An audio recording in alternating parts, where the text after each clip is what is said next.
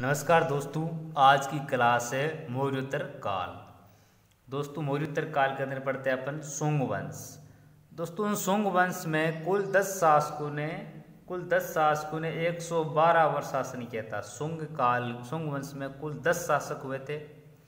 इन सब ने मिला के 112 वर्ष शासन किया था।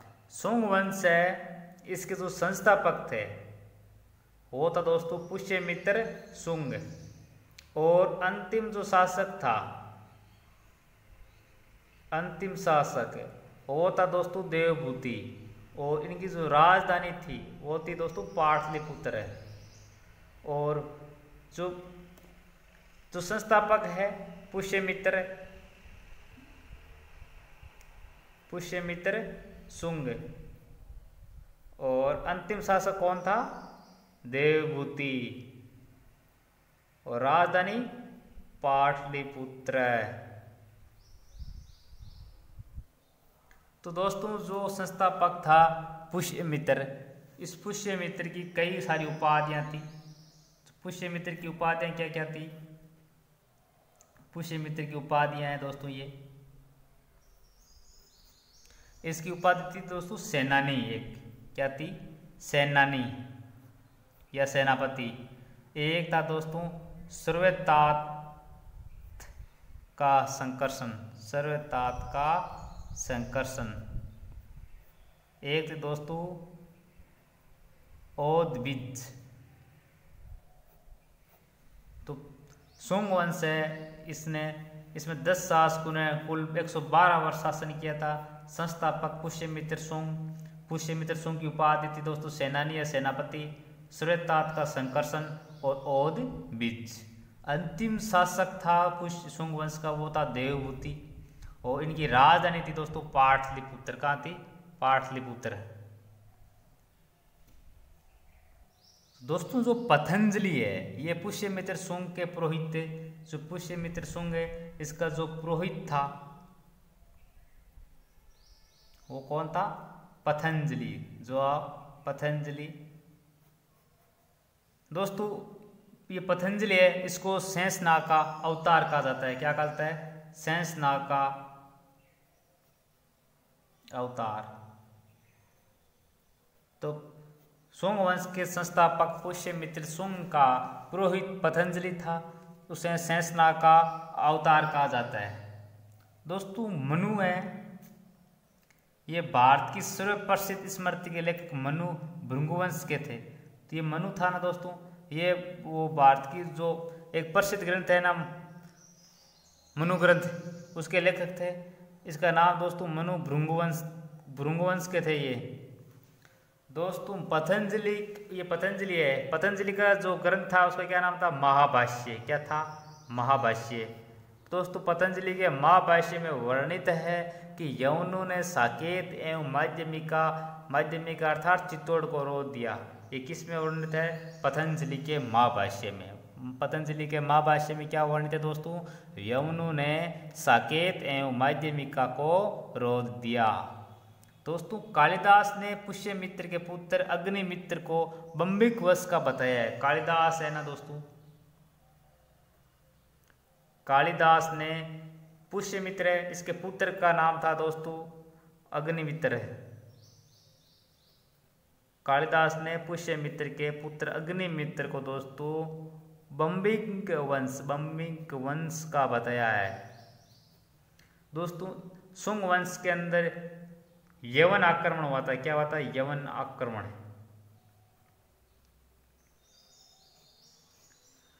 तो इस आक्रमण को लेके वो तीन ग्रंथों में मिलता है। यवन आक्रमण का उल्लेख 3 ग्रंथों में मिलता है। कौन कौन से ग्रंथों में मिलता है दोस्तों? गार्गी संहिता।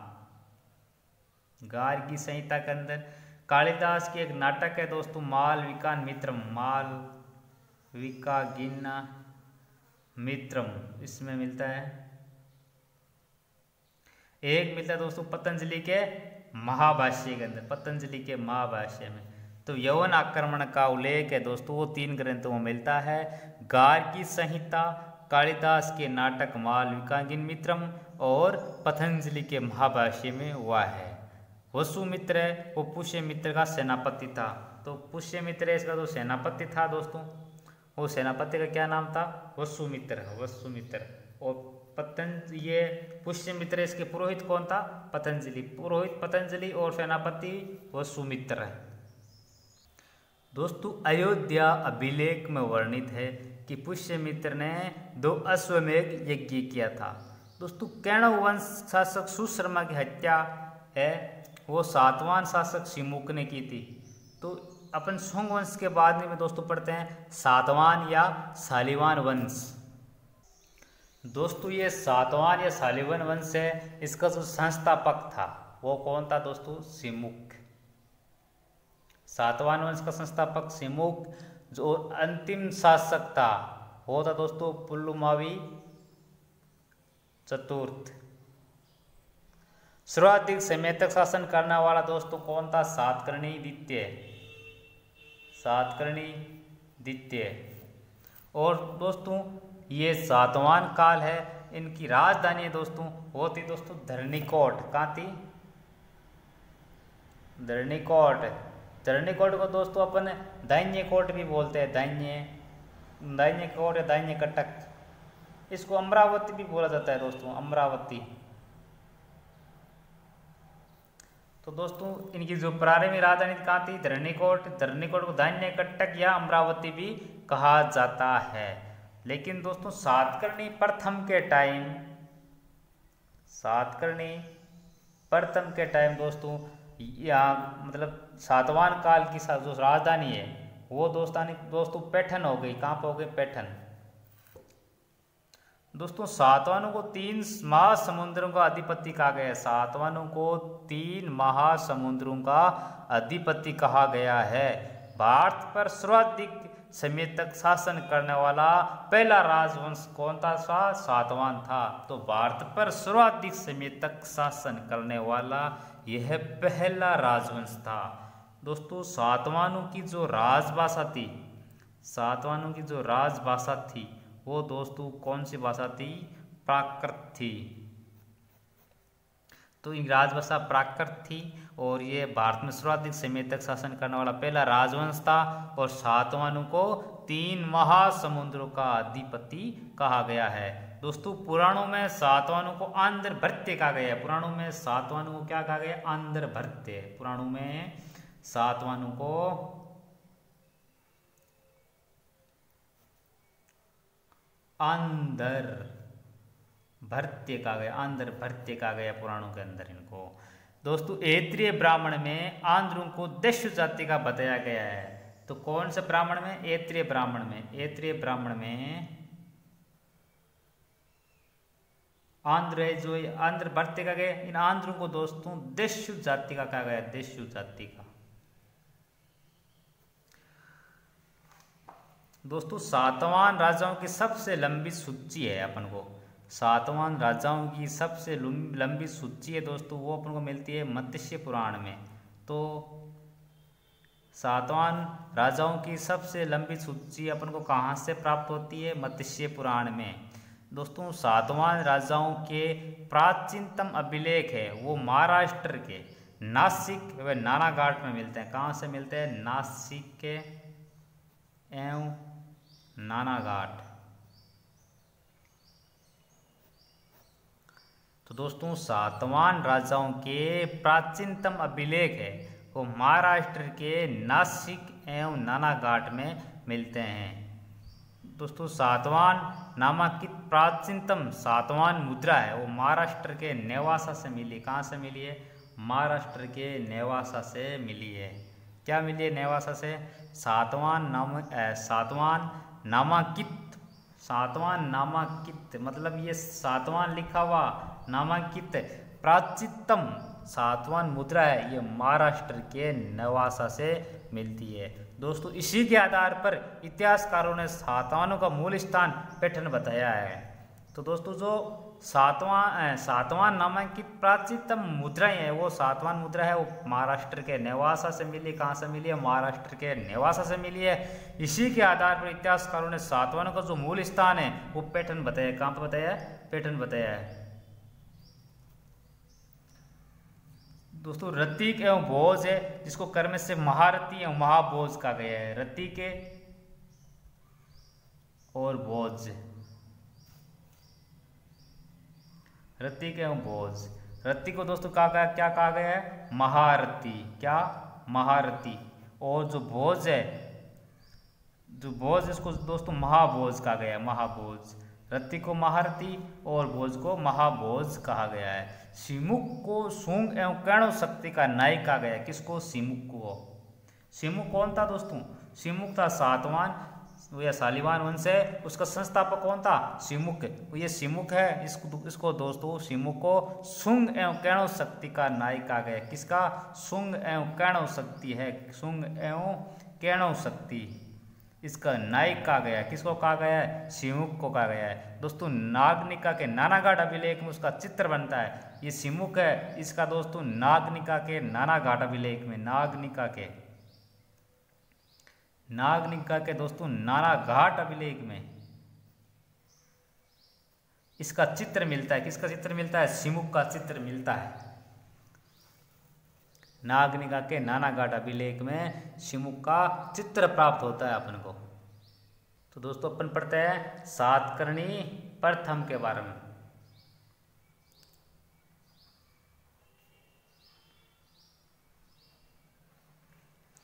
दोस्तों सातकर्णी प्रथम है, इसकी उपाधियां क्या क्या थी? उपाधि, इसकी बहुत सारी उपाधियां थी दोस्तों। इसकी जो उपाधि थी, एक थी दोस्तों प्रतिष्ठानपति। क्या? प्रतिष्ठानपति। एक थी दोस्तों श्री सात। एक थी दक्षिणा पतपति।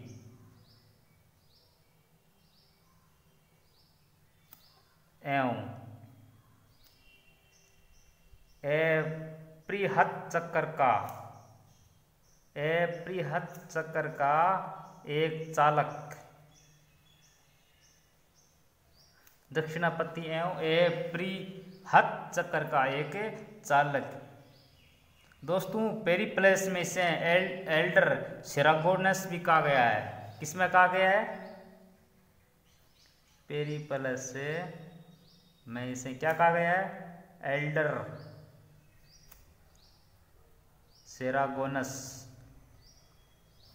तो दोस्तों सातकर्णी प्रथम की उपाधि क्या थी? प्रतिष्ठानपति, श्री सात, दक्षिणापथपति एवं प्रीति चक्कर का एक चालक है। और पेरिप्लस में से एल्डर सेरागोनस कहा गया है। और दोस्तों सातकर्णी प्रथम इसकी जो राजधानी है वो सातकर्णी प्रथम की राजधानी, ये सातकर्णी प्रथम ही दोस्तों पहला सातवान शासक था जिसने सातवान को सार्वभौमिक स्थिति में लाया और प्रतिष्ठान को राजधानी बनाकर, मतलब ये प्रतिष्ठान या पैठन को इसने राजधानी बनाई। किसने बनाई? सातकर्णी प्रथम। प्रतिष्ठान या पैठन, प्रतिष्ठान या पैठन को इसने राजधानी बनाई। सातकर्णी प्रथम पहला शासक था जिसने सातवानों को सार्वभौमिक स्थिति में लाया। दोस्तों सातकर्णी प्रथम में दोस्तों इसने मालवा पर विजय प्राप्त की थी। कहाँ पर विजय प्राप्त की थी? सातकर्णी प्रथम ने दोस्तों मालवा पर विजय प्राप्त की थी। मालवा पर विजय, मालवा पर विजय प्राप्त किसने की थी? सातकर्णी प्रथम ने करी थी। और सांची स्तूप के तोरण में उनके कारीगरों के मुखिया, सांची स्तूप है, इसके तोरण, सांची स्तूप का जो तोरण है उसमें सातकर्णी प्रथम के कारीगरों के मुखिया था। कौन था? वशीपुत्र आनंद। उसका लेख मिलता है। कहाँ मिलता है? सांची स्तूप में, सांची स्तूप के तोरण में। और जो सातकर्णी प्रथम के टाइम में जो कारीगर था, उनका जो मुखिया था कारीगरों का, कौन है? वशिष्ठिपुत्र आनंद, वशिष्ठिपुत्र आनंद, उसका लेख मिलता है अपन को। विदिशा से उसकी श्री सात नामधारी मुद्रा प्राप्त होती है। कहाँ से होती है? विदिशा से। विदिशा से सातकर्णी प्रथम की श्री सात नामक नामधारी नामक मुद्राएं प्राप्त होती है। जो श्री सात की उपाधि थी, ये उपाधि अपन को विदिशा से प्राप्त मुद्रा के अंदर इसका मतलब श्री सात नामधारी मुद्रा अपन को प्राप्त होती है, जिससे पश्चिमी मालवा पर उसने अधिकार की पुष्टि होती है। जो ये श्री सात की मुद्रा प्राप्त होती है ना विदिशा से, इसमें दोस्तों पश्चिमी मालवा पर अधिकार की पुष्टि होती है। उसी के काल में सातवाहनों ने नर्मदा नदी को पार कर विदिशा तक साम्राज्य विस्तार किया था। किसने? सातकर्णी प्रथम ने। सातकर्णी प्रथम का दोस्तों विवाह है, ये सातकर्णी प्रथम है, इसका जो विवाह हुआ था वो दोस्तों हुआ था नागनिका से। किससे हुआ था? नागनिका से। तो सातकर्णी प्रथम का विवाह किससे हुआ था? नागनिका से हुआ था।